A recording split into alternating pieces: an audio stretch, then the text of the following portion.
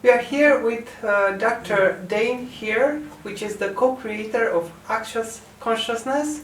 He's in Romania and he is doing a wonderful event, and I am very, very curious to find out what it's about and how Access Consciousness can change the world, because he's also a best-selling author of a book related with how each of us can change the world by being ourselves. So, Dr. Heer, first of all, I want to ask you, because you are the impersonation of Access Consciousness, and when you speak about a method or a way of changing our life, the most easiest way to explain it is by example, and you are an example of how this kind of knowledge or method changed your life.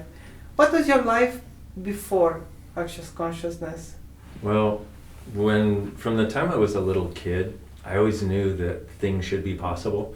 I knew we should actually be able to change everything, and yet I never saw that showing up, and I used to, even when I was a little kid, I used to try to help my grandmother when her neck was hurting, and I would rub her neck and I would rub on her feet, and so fast forward to 18 years, actually almost 20 years ago now, where I was a chiropractor. I was living in Santa Barbara, and I woke up every day unhappy because I didn't see how to create the future that I wanted to create, that I knew should be possible.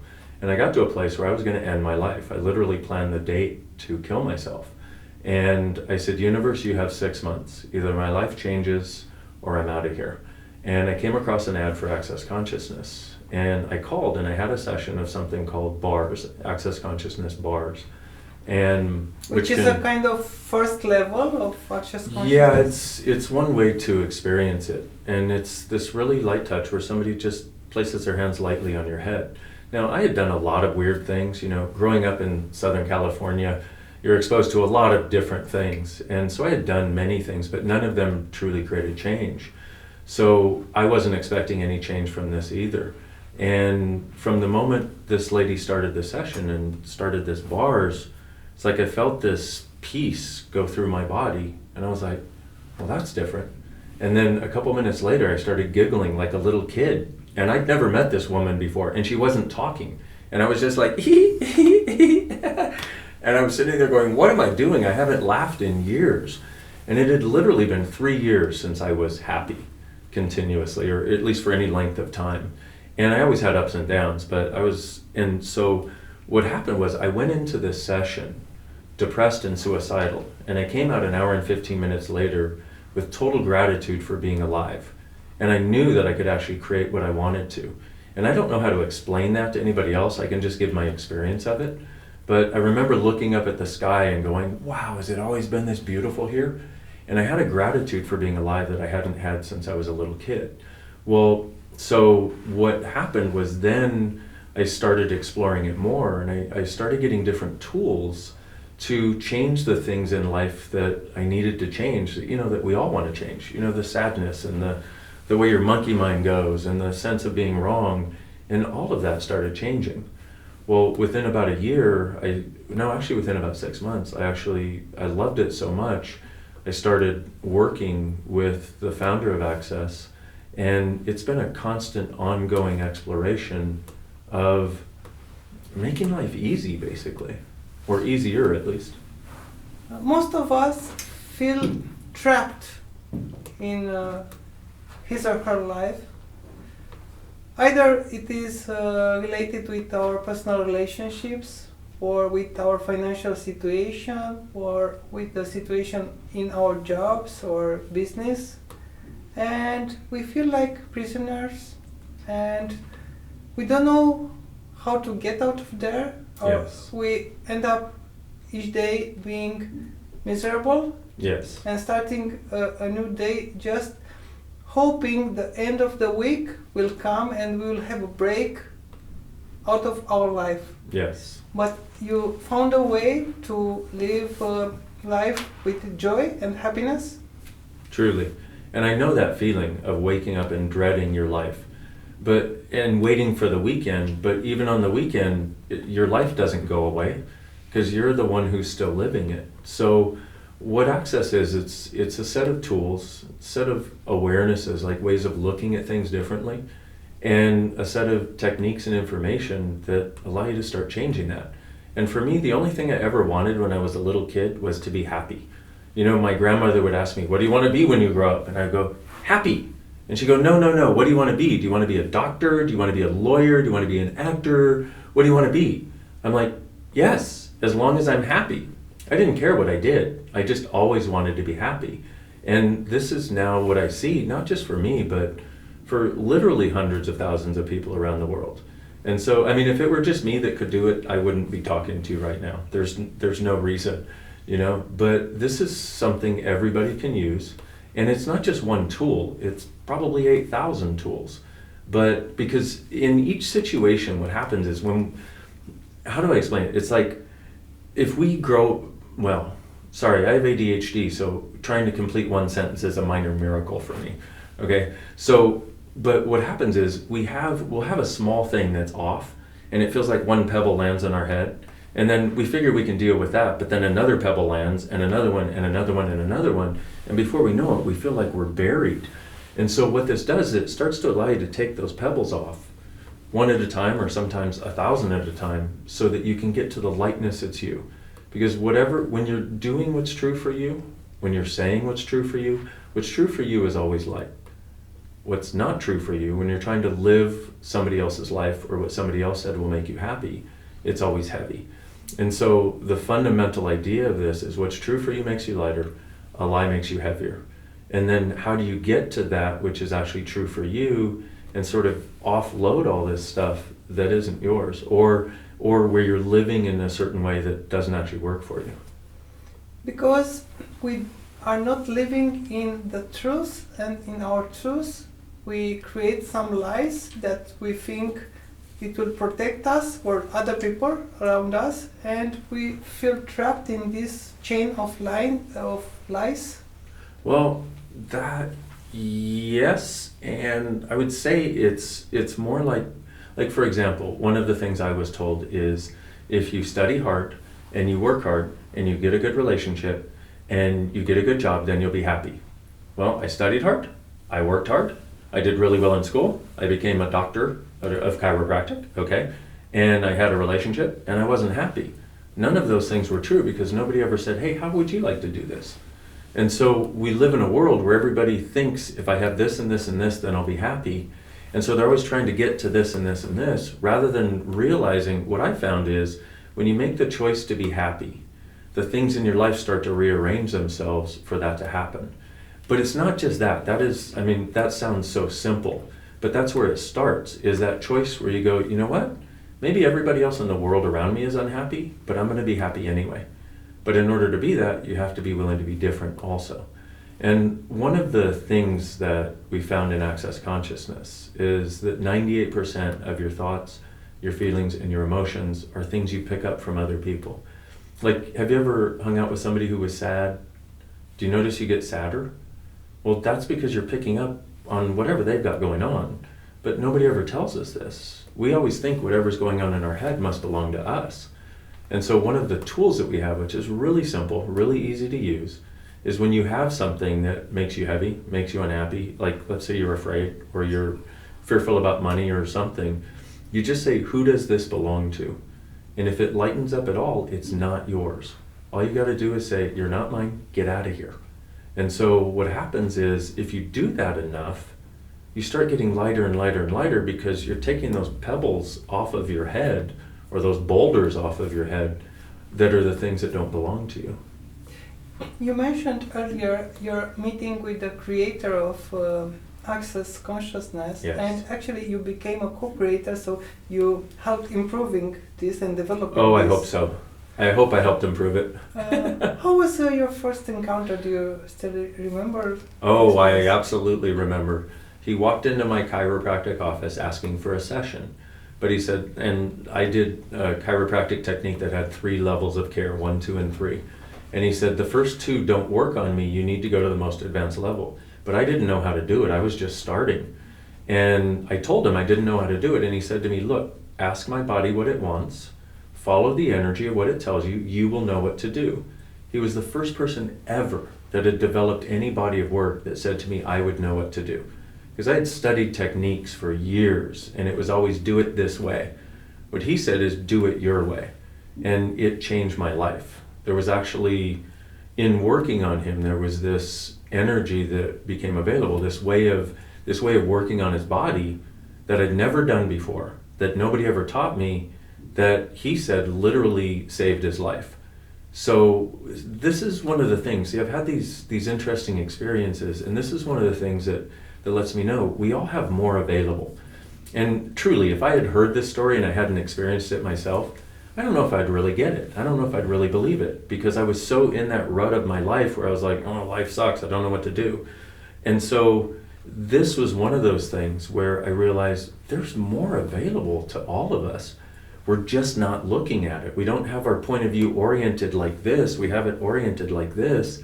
And we keep trying to get it right. But in everywhere you're trying to get it right, you're in judgment of you, because your judgment is you have it wrong, otherwise you wouldn't be trying to get it right. And so there's a world of us judging ourselves for having it wrong, not knowing what wrong is, just feeling it, in our cells even, in our body all the time. And then we try to get it right so we don't feel wrong, but we don't know what right is either. And so here we are going this way and this way, totally stuck. It's no wonder so many people are unhappy and so many people are struggling, and that's exactly where I was 19 years ago also. And so what this is about is, rather than looking at you as wrong or this is right, it's about actually getting to this place of interesting point of view. I have this point of view. In other words, getting to the place beyond the judgment of right and wrong. And that is not some space of nirvana where you have to meditate for 20 years, although meditation is great. This is more where you use it in your day-to-day life with your eyes open, where you make the choice to go, I'm making myself wrong. Okay, I'm just going to stop it. And then in Access, we have a tool to help you stop it. So it's really that. And as you use these tools and apply them to different situations, you start coming out of the wrongness of you. You start coming out of the idea that you'll never get it right. And you start having a sense of, wow, I'm actually okay as I am. And because your point of view creates your reality, and this is a fundamental point we need to get, is our point of view about something creates the reality that shows up.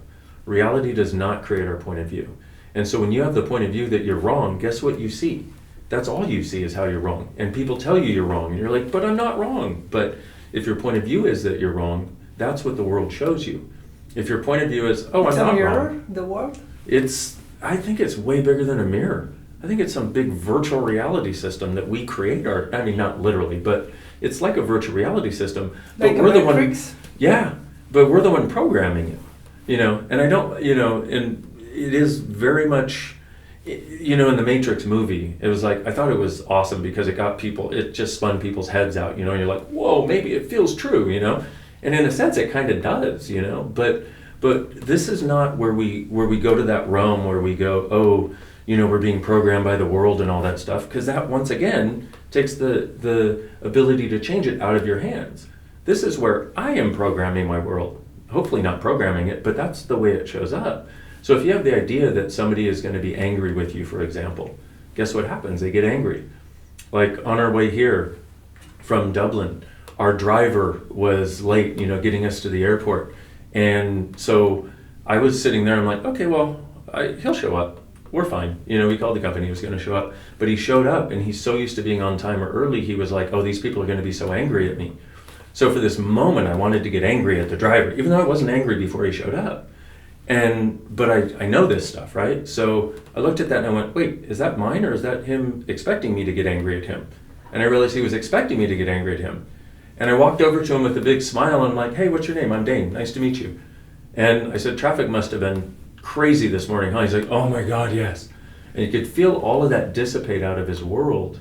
And now he was like a soft teddy bear. And Irish guys are just awesome. They will talk to you all the way to the airport and tell you stories about all of Ireland and everything. And he did, and it was amazing.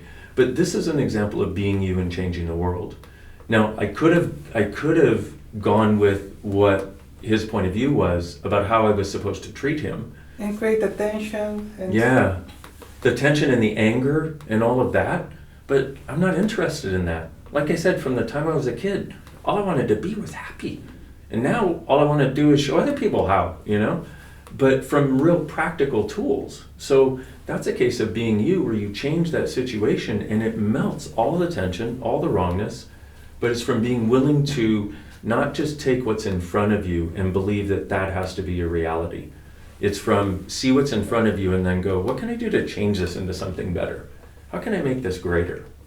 But there is some situations where there is a time when you should enter into the other person's reality, or what he or her wants to project or to communicate, or we should stay within ourselves no matter what, and from this point trying to relate. Should we get out of ourselves sometimes, or just stay there? I think that's a great question, because that's what people assume. We live in sort of an either or world, where I either do this or I do this, which is right, like which one am I supposed to do? And so what this is about is actually a different way of interacting. And what I call it is engagement. And we talk about this in Access, where what you want to do is you want to be engaged, meaning you're there as everything you are, and like here we are together, but at the same time you engage with their world. You don't get involved, meaning you don't get swallowed up in their world, because you can't contribute to anybody. You can't create a different result. You can't gift to anybody if you're swallowed up in their world. So, and I don't know how the translation turns out into Romanian, and I don't know how different those words are, but in English, the difference between being engaged, which is where you're totally present and we're here with each other. I'm totally here, you're totally here. Involved is where you sort of disappear into their world, and that's what you don't want to do. And you lose your power. Yeah, totally. You lose your power, you lose your happiness, you lose your sense that there's something else possible. You lose that, because for me, I say, like, I'm a big 6-year-old in a 29-year-old body. 29. Yeah. Okay, maybe I'm kidding with that 29. But, like I'm a 6-year-old in an adult body. I mean, for me, I like to truly have the joy of living, And so that goes away dynamically when you get swallowed up in somebody else's world. So you found also the cure for aging? Exactly. Oh, I wish. That's an interesting thing, though. Have you ever noticed some days you wake up and you look in the mirror and you're like, oh my God, I'm looking so old. And then some days you wake up and you're like, wow, I look so young today. Well, what's the difference? That too is our point of view. Because what we do is, if we have the judgment of, like, let's say we have all that stress that goes on and we have all that judgment in our lives about all this stuff, and we're kind of like, eh. Well, what that does is that creates this place where you end up waking up, feeling old, looking old, your body starts to hurt. Those are really, so much of that is created by our points of view. I wish I had found a way to totally get rid of aging. Don't know that I've found that yet, but we have found ways of working with different things in the body so that they start looking and feeling more youthful, so that your body starts hurting less. And when it hurts less, you want to use it more. And when you move more and use it more, you get happier. So it's sort of a full circle. Now you are traveling the world, presenting this method. It's a method, it's a way. How would you describe it? Actually? I have no idea how to describe it. Well, okay, I have a little idea. It's a set of tools, techniques, and information for changing anything you want to change in your life. And for being able to create a future that is different than today. And how people do respond around the world? Amazingly. It is phenomenal. We're in 176 countries right now. And we have people sending us emails or coming to our classes from around the world. And the reception that people around the world have had has been absolutely phenomenal. And we'll get these emails that, of course, we have to translate because they'll send it in any of many languages, right? And we'll get these emails of people saying, thank you so much, I've been using your tools, or I've been watching your YouTube videos. And I have a lot of those online, and a lot of them are translated or subtitled, actually. And they say, look, I've been using this, and my life truly is changing. And we'll get back to them sometimes and go, okay, so how's your life changing? And they go, I don't even know how to describe it. But it's like things are just getting easier. Like my relationship feels easier, I feel closer. I'm not so stressed about everything. I know I can do something different. And that's really what it gives you, is this sense of peace where things just seem easier, but also it's like this sense that you can change the things that you want to change. And I think one of the reasons people are so depressed and unhappy around the world is they've decided things can't change. And I know how it is. I was exactly in that place 19 years ago. I want to ask you to speak a little bit about some of the main areas in our lives. People are interested to have, for example, a better financial situation, a better health, and a better relationship. Let's take those are the big three. Yes.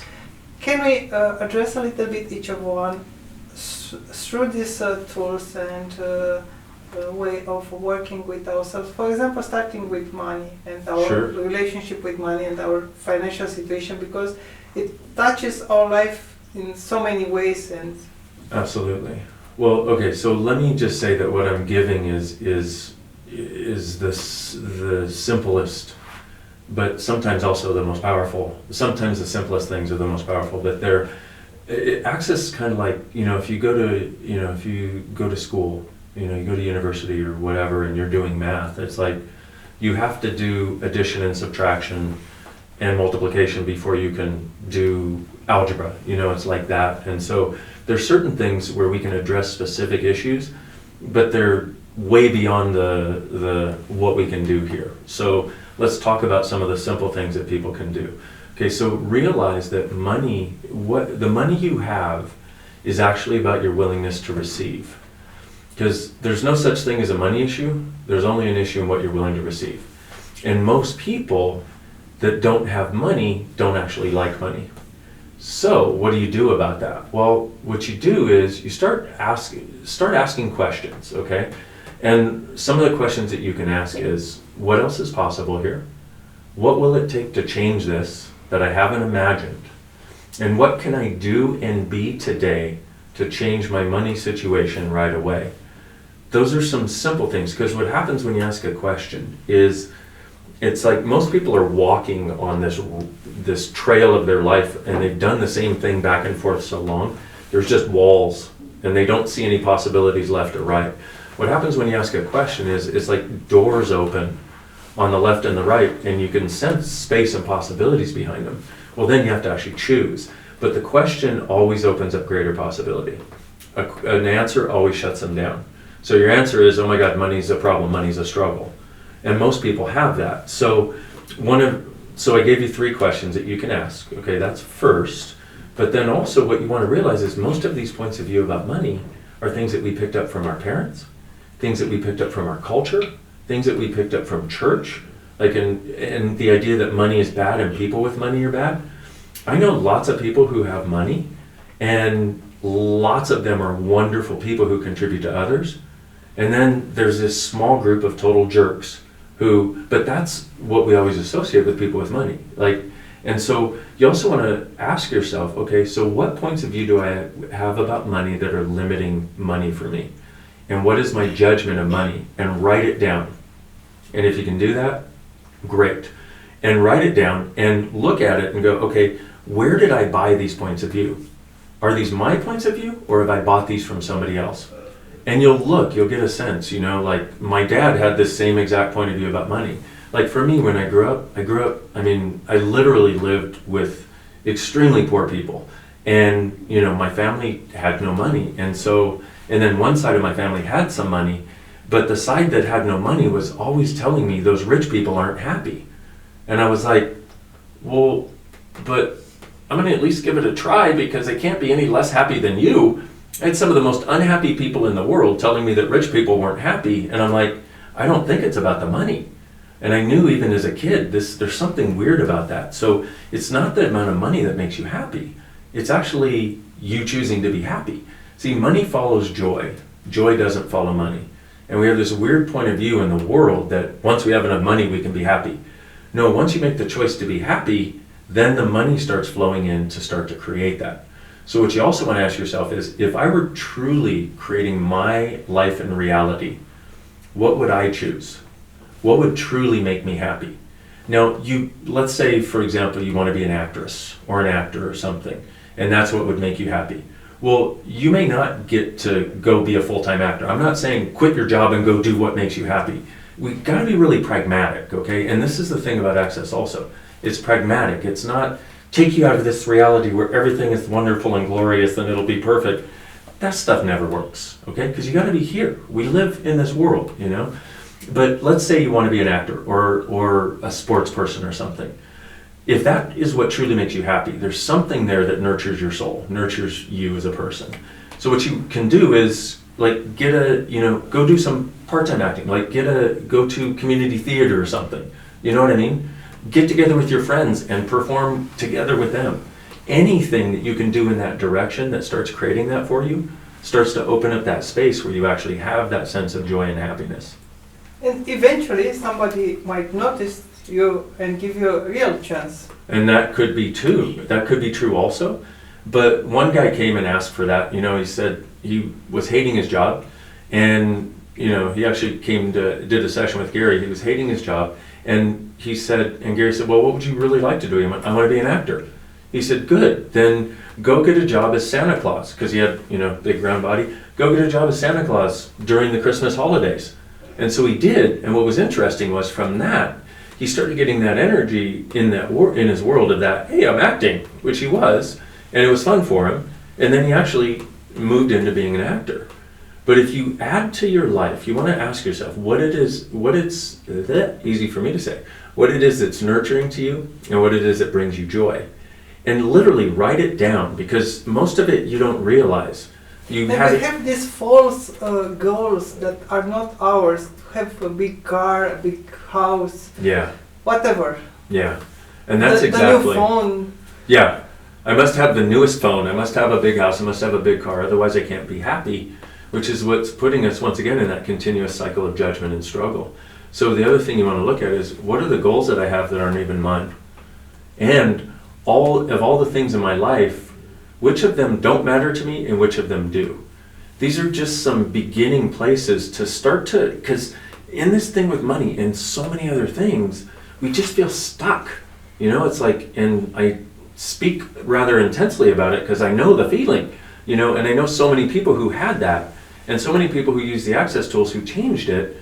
But this is sort of beginning, this sort of conversation that we're having is the beginning. If people start doing this, they'll start to get more conscious and aware, and this is why it's called Access Consciousness. Because when you function from awareness and consciousness, you don't create difficulties in your life. All the difficulties go away. I remember you said our relationship with money, it's reflecting our willingness to receive. Yes. And a friend of mine gave me a test recently, because if somebody asked me, are you willing to receive, I would have said yes, of course. Mm-hmm. And she gave me a test. She said, I need you for half a minute to do something for me. I said, yes, sure, of course. And she presented me with a gift. And what was my instinctual reaction was, it wasn't necessary. You shouldn't have done that. So my receiving was poor, and that was not my rationality, that answer, it was my instinct. And this is the real etalon, the real measure of my receiving capacity. So we should test ourselves, for example, like that, and see where are we at this point. I think that's a great idea. I mean, and the fact that you realized, see, what most people do in that situation is they go, oh no, it's not necessary, because they're so uncomfortable, they don't know how to receive, just like you're pointing out. Most people would not go the extra step and go, oh, I'm actually not receiving. Because if you can go that extra step, instead of, oh no, it's not necessary, and go away with that weird feeling that you get, you know, and you kind of separate from them now because they want to give you too much, and now you don't know what to do, and now next time you see them it's weird because, you know, all of that stuff. If instead you go the next step, and whenever you feel a weirdness, you go, okay, wait, what was that? Or who does that belong to? Like I was talking about before. And then if you recognize this, like, wow, I wasn't receiving, one of the things you can do is go, okay, so everything that doesn't allow me to receive, I now let that go. And everything I bought, I now let it go. Now we have a thing called the clearing statement, which is probably a little more in depth than we want to get into, but you can use it in short form. POC and POD, POC and POD. Stands for going back to the point of creation of wherever you bought that stupid point of view and letting it go. So what I would do in a similar situation, because I used to have very similar things. Somebody would go to give me something, I'd be like, no, it's not necessary. What I do is now I take that extra step. I go, what is that? And I realize, wow, I'm not actually willing to receive here. Okay, everything that creates that, POC and POD. POC and POD, POC and POD, POC and POD, POC and POD, POC and POD. And it can sound weird until you're used to doing it. I just want people to know there's actually a very easy way of changing those weird points of view that come up. And it's central to what Access is. And so, we have explanations of it online if anybody's interested, so they can use it too. And it's all free out there. Like, there's a lot of stuff. Because I'd like people to have these tools too. But you have to be willing to go that extra step. Not make yourself wrong for not receiving. Not make yourself right for not receiving. But go that extra step whenever there's a weird sense in your world, because we all know what that is, where you feel yuck after something. And then go the extra step and ask, what is this? What do I do with it? Can I change it? And now how do I change it? So that what happens is all of these places that are yuck that show up in our lives, we start to address them in the moment. We don't walk away and carry it home, and then carry it home to our boyfriend, our girlfriend, our wife, our husband, our children, and then lay it on them, and then have it add up over time. And that's what all the Access Consciousness tools are about. It changes the relationships in a couple? Oh, absolutely. Absolutely. Because what's interesting is, that's also one of the biggest elements of what creates distance in a relationship, is the unwillingness to receive the other person, unwillingness to receive yourself, but also the biggest creator of distance and unwillingness to receive is actually judgment. And so what happens is, most people, they see somebody from across a crowded room, I love you too, okay, and they get together. Okay, cool. But then what happens is, after the honeymoon, the 8 weeks of honeymoon phase, then what happens is they start finding reasons to judge the other person and themselves.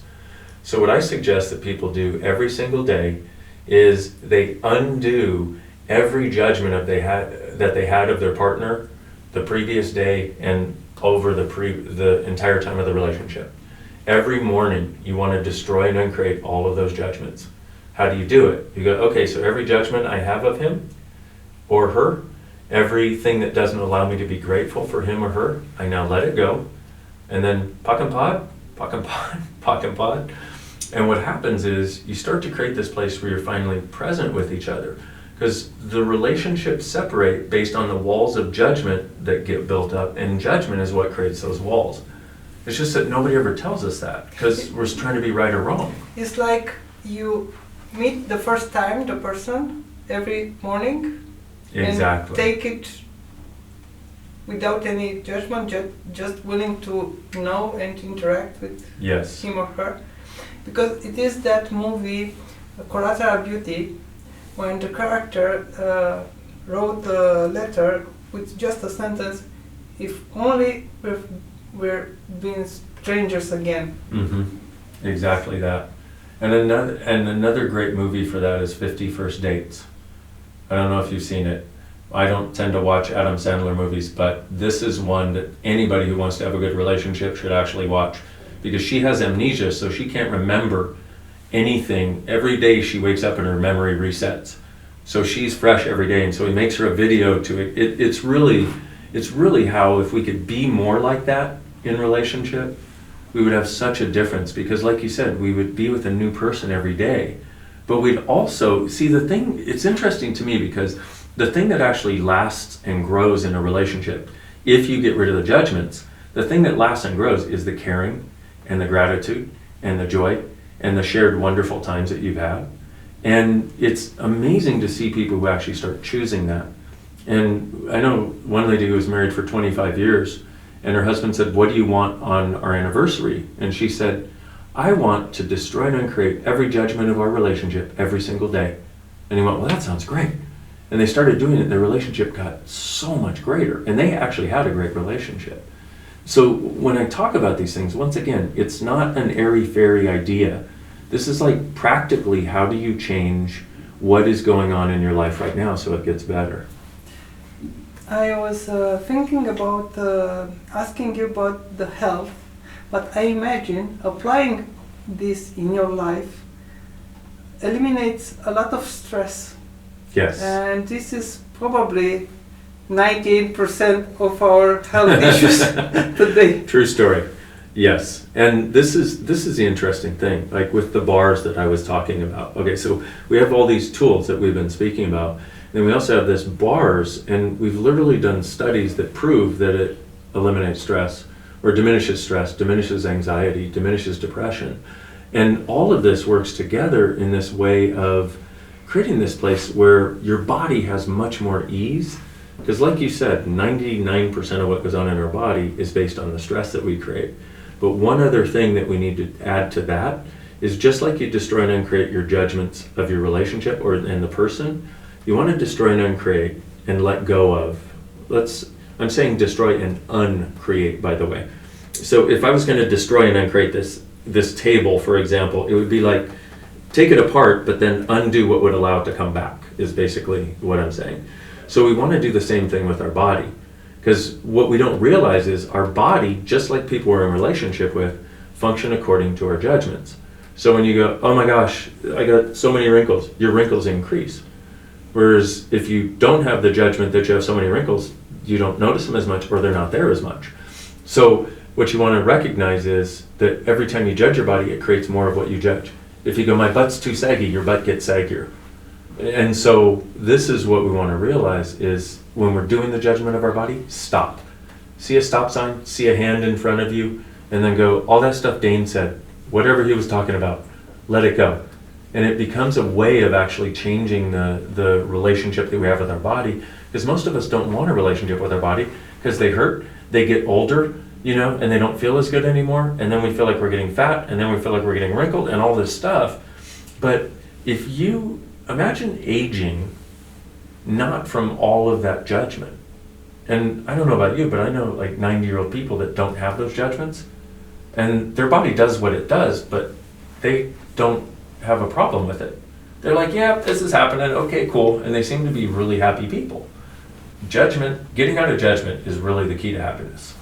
And because you are in Romania and you are doing this session, this training, Yes. What will be people able to learn? Well, some of the tools that we talked about, but also we'll be able to dive in depth after speaking about some of these things. There's some more in-depth tools that you can use. I'm a big believer in tools because we have a lot of things we would like to do, but nobody ever gives us a tool to make it happen. And so one of the things they'll get is different things that they can use in their life to change things in the moment. This particular class is about creating a different future. And one of the reasons I wanted to do that in Romania is because there's so many people here who desire something different, but they don't know how to create it. And so the wonderful part about being in a class with hundreds of people is there's an amazing contribution that they are energetically. So what happens is whatever they think, whatever they need contributes to the class. And then also people get to ask questions live. And a lot of times one person asking a question will speak for the whole room. And so we have this person who's saying what is in everybody else's head. And then what we do is we use the clearing statement like I talked about, but we use it to address specific things that are going on for people that literally change them, and for good, for most of these things. And so we're giving people this dive into the awareness of what the future can be like, that we can choose, that we're fully capable of choosing. Not like, once again, not a idealistic future, not a utopian ideal, but a future that we can actually create, but also the future that they can individually create. So what'll happen, if I can describe it, is they come in one person and they leave at the end of the day going, I can do this. Not only with the inspiration that they can do it, but with the knowing that they can do it, and with the tools to actually create it. Now, that sounds like everything changes then. No, now they have to use the tools. Now they have to be in the situation in their life and not respond with anger, for example. Or they have to ask the question every day, if I were truly creating my life today, what would I choose? So they have to use the tools too. But there's also this, I don't even know how to describe it. There's this just energetic shift that occurs. It's like when I got my bars run the first time, where I went from depressed and suicidal to grateful and happy with a sense of possibilities. And so it's like that energetic shift creates a space, like a space in their head, a space in their world, where they wake up the next day to going, I can do this. And to be able to give someone that is one of the greatest gifts I could ever think of. I know you wrote many books, but one of them is considered a best-selling book, and Yes. probably the most important, although not necessarily the social ranking is the most relevant, but let it say it's the one that impacted the people the most. Yes. And now we have this book in Romanian language as well. What Yay. it's about and what it can bring to people who read this book. Well, it's called Being You, Changing the World, like as you said at the beginning. And it's really about letting people know that by being who they already are, like if they could actually get in touch with what's true for them, then they be differently in the world, and the people around them start to change. And the change is they become kinder to themselves, for example, and then people around them become kinder to them and kinder to themselves because they realize it's possible. And they start having a sense of creating their lives. And usually their money situations get easier, their relationships get greater. All of this stuff starts to change and sort of increase the level of peace in their lives. But the book really is, I don't even know how to describe it. On the one hand, it's one of those books that if you open up one page, like if you go, okay, what do I need today? Or, oh, I got this problem in my relationship, or I got this problem with money, or I'm stressed today. What do I need? And you open it and it's like, there it is. I mean, there are a ton of tools in there also, but they're put in this wonderful sort of like invitational way, where it's like, hey, let me take your hand, let's go on a journey. And we can go anywhere you want today. And when we go there, we can go someplace else, and someplace else, and someplace else. It's a way that I found of being able to put a massive number of access tools into a book, but it's not just tool. It's, relationship isn't about being just with one person, I have to be with myself too. Oh, money isn't about just getting money, it's about actually the joy, so I need to have the joy too. It's like, it takes these different aspects of our lives, like you mentioned, body, money, health, and relationship, and happiness, and future, and it shows you how they could actually be, but invites you to also go there too. And I know I say a lot about it, but there's no simple way to describe it other than it's a wonderful journey into possibilities. Thank you very, very much, Dr. Heer, for giving us this interview and for being here in Romania and offering to the Romanians this possibility. Thank you so much. I'm honored to be here with you, and also honored to be here in Romania. And it is such a gift. The people that I have met here have been some of the kindest, most generous people, and it truly is a gift to be here. Thank you. Thank you.